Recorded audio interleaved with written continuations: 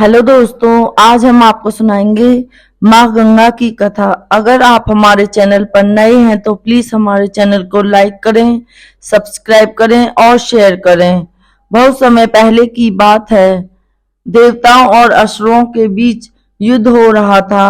देवताओं को हराने के लिए असुरों ने एक योजना बनाई। दिन में वे समुद्र में छिप जाते और रात में देवताओं पर हमला कर देते। अगस्त्य ऋषि ने समुद्र का सारा पानी पीकर देवताओं की समस्या हल कर दी। अब असुरों को जीतने के लिए जगह नहीं मिली तो देवताओं ने उन्हें आसानी से हरा दिया।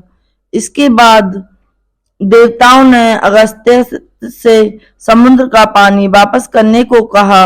अगस्त्य ने कहा कि पानी तो वे पचा चुके हैं। समुद्र खाली हो जाने से धरती पर लोगों के पास बिल्कुल भी पानी नहीं बचा। देवता चिंतित होकर विष्णु के पास गए और धरती पर पानी लाने की मांग करने लगे। विष्णु ने उन्हें आश्वासन दिया कि स्वर्ग से गंगा धरती पर आएगी। इस बीच पृथ्वी पर राजा सगर पूरे विश्व को जीतने के लिए यज्ञ कर रहा था। राजा सगर के साथ के 1000 बेटे थे। परंपरा के अनुसार उसने सफेद घोड़े के साथ सेना भेजी। जहां भी घोड़ा जाता वहां के राजा को या तो सगर की अधीनता स्वीकार करनी पड़ती या उससे युद्ध करना पड़ता था। इस तरह से राजा सगर पूरी धरती पर अधिकार करता जा रहा था और सबसे शक्तिशाली राजा बनना चाहता था। स्वर्ग के राजा इंद्र को भी उससे डर लगने लगा।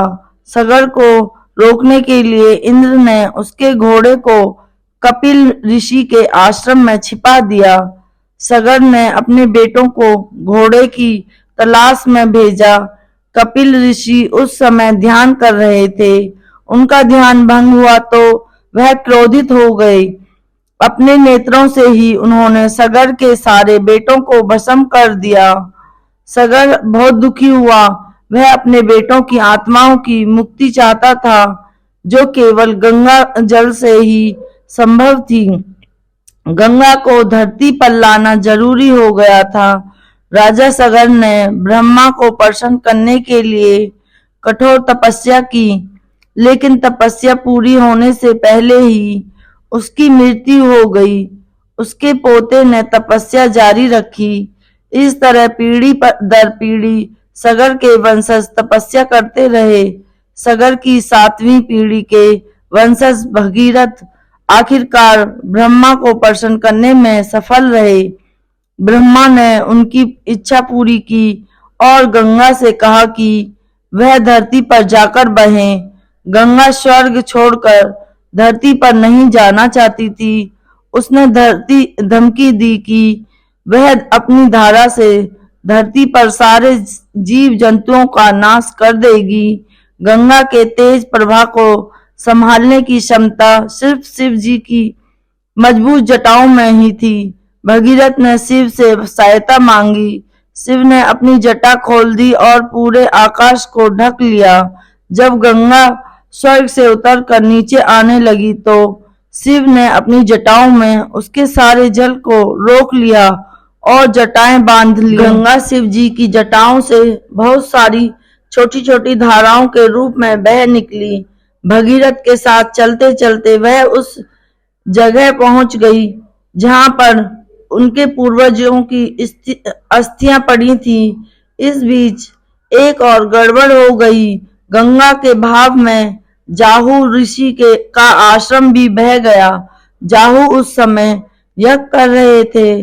गंगा की धारा से उनके यज्ञ की अग्नि भी बुझ गई।